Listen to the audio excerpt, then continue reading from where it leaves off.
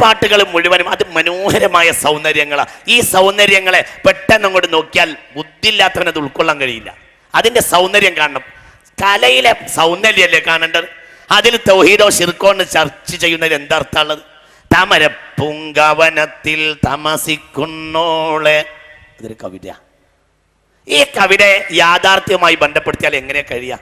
തമരപ്പൂങ്കവനത്തിൽ തമസിക്കുന്നോളെ, താമരയിൽ എണീറ്റ് നിൽക്കുന്ന പെണ്ണെ എന്നാ പറഞ്ഞത്. താമരയിൽ എങ്ങനെ ഒരു പെണ്ണ് എണീറ്റ് നിൽക്കുക?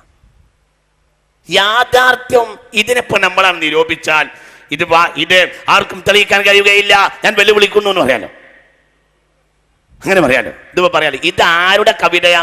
ഇത് എഴുത്തച്ഛനെ പോലെയുള്ള പിൻഗാമികളായ ഇത് അതിമനോഹരമായ സൗന്ദര്യമുള്ള കവിയാണെന്ന് ONV പറയും. നമ്മുടെ ONVയെ സുഗതകുമാരിയെ സമീപിച്ചാൽ അവർ പറയും അതിമനോഹരമായ സാഹിത്യ കാവ്യമാണിത് എന്ന് പറയും. എന്നാൽ ഇതിനെ പറ്റി ഒരാൾക്ക് വിമർശിക്കാം. താമരപ്പുഴയിൽ പെണ്ണ് എണീറ്റ് നിൽക്കുകയോ? ഇതൊരിക്കലും സാധ്യമല്ല, ഇത് തെളിയിക്കാൻ ആർക്കും കഴിയില്ല, ഞാൻ വെല്ലുവിളിക്കുന്നു എന്ന് പറയാവുന്നതാണ്. ആ വെല്ലുവിളിക്ക് ഭ്രാന്ത് എന്നല്ലാതെ എന്തായാലും അതിനുള്ളത്. അത് കലയുടെ സൗന്ദര്യമാണ്. അതിൻ്റെ ഉള്ളിലാണ് സത്യത്തിൻ്റെ പോടുകളൊക്കെ. എപ്പോഴും തോടുണ്ടാവുമ്പോഴാണ് ഉള്ളു ഉന്നതമാവുക. എന്തിനും ഇതിപ്പോൾ ഇതിൻ്റെ ചട്ടയാണ്. ഇതിനത് ഇതിപ്പോൾ ഇതെന്തിനാ? ഇതിൻ്റെ ആശയം ഇതൾ വിരിഞ്ഞത് ഇവിടെയല്ലേ, പിന്നെ എന്തിനാത്?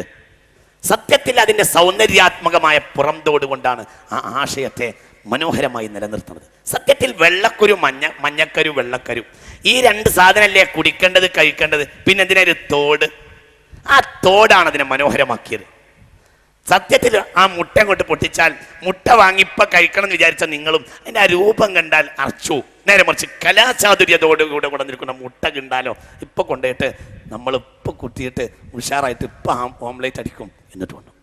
അപ്പൊ ഓംലേറ്റ് അടിക്കാനുള്ള താല്പര്യം ഉണ്ടാക്കിയത് എന്താണ്? നീ കഴിക്കാത്ത സാധന. ഇതെന്തിനാണ് ഇങ്ങനത്തെ ഒരു കോഴിമുട്ടയുടെ തോട്? ഇതാവശ്യമില്ലാത്തതാണ് എന്ന് പറഞ്ഞിട്ട് റബ്ബന മാ ഖലഖത ഹാദാ ബാത്തില, ഒന്നും പടച്ചോൻ വെറുതെ പഠിച്ചിട്ടില്ല. എന്തിൻ്റെ പേരിൽ സൗന്ദര്യം ഉണ്ടോ? അപ്പൊ സത്യത്തിനെ ഉൾക്കൊള്ളണമെങ്കിൽ എന്ത് വേണം? വിശാലമായ ഹൃദയം വേണം, നല്ല മനസ്സ് വേണം, നല്ല ചിന്ത വേണം.